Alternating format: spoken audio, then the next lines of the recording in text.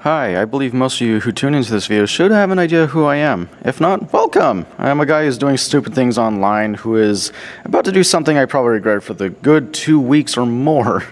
Keep in mind, this is my first time doing something like this, so take it easy on me. Well, where do we begin?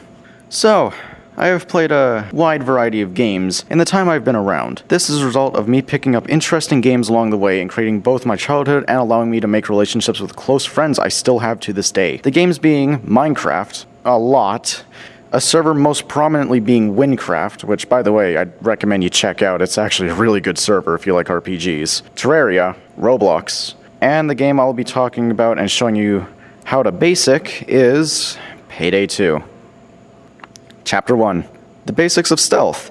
So, the basics of stealth rely on many things, such as the skill tree, the type of gun you use during the operation, and keeping an overall detection risk low.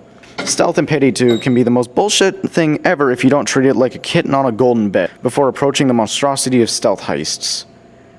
Fuck me. Chapter 2. The setup is everything. Before you tackle a stealth operation, you need to set up a loadout you feel comfortable with, while also having a low concealment. Having roughly 10 to the minimum of 3 is highly recommended if you want a good stealth heist. Or just crank your concealment to 75 and be the person who believes they are god at stealth. Mortifer, if you're watching, yes, I am a big fan of you. This will normally contain a few of the basics. If possible, a few good things to have would be a suppressor, high concealment weapons, the 5.7 AP, Cavity 9mm, Raven Shotgun, Judge, and many other weapons are great for concealment. Most weapons can also be heavily modified for better stealth stats, such as the Car 4, the most modifiable weapon in the game, from my knowledge anyways. The skill tree is another thing you have to keep tabs of. The important thing of a stealth build is to make your life plenty easier when going down the route. Going down the ghost sub-tree, as well into other trees that help with silent drill, throwing bags, and faster movement speed will make your life plentiful easier. Not using armor.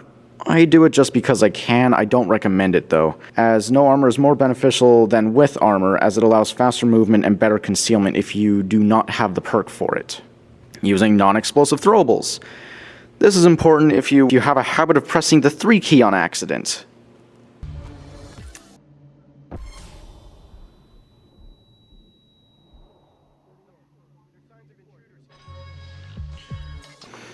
It ends a stealth run immediately, so instead equip throwing cards or Molotovs. Yes, Molotovs are silent, please don't ask me how, it is Payday logic. And putting points into the perk deck called Burglar. If you don't have the Burglar deck, I would recommend Rogue or Yakuza. The Yakuza deck allows you to run faster below 20% health, and Rogue is just better for dodge builds, but it's a nice substitute just in case. Weapons. Weapons are a good portion of the stealth gameplay as it affects concealment and a tactic known by a good portion of Payday 2 players called corpse launching. This is done to its full effect by using shotguns, as it hides bodies pretty well. Chapter 3. The Beginnings. First of all, you need to select a contract. Stealth operations are inevitable or optional. Stealth missions that are inevitable or optional will always have a small ghost icon beside the heist choice. The loud mission will never have the ghost icon. The start of a stealth mission is almost everything. It can be done with what you bring in, or you can spend a wee bit of that sweet money you earn from your rampage like a cretin running through Russia to make the stealth mission a little bit less taxing. As you see, this is the setup screen. Most of the options for basic missions will have a click and buy mechanic, but other missions will have the dentist assist you in your endeavors with advanced setup. You could also draw on the map using Alt left click. I will be showing most of the stealth implications from a personal favorite heist, Shadow Raid.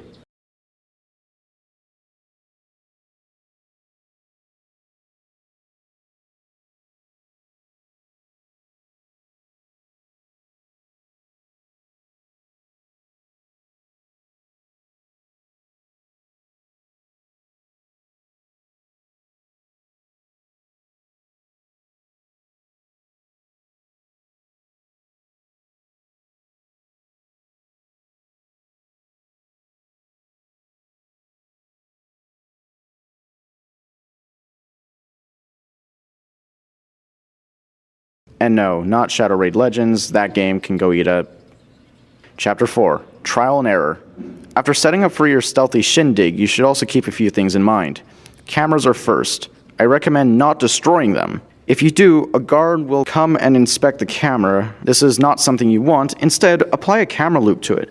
This will put the camera out of action for roughly 5 seconds and will be indicated by a blue highlight around said camera. On higher difficulties, they become something called Titan security cameras. Second thing is the guards.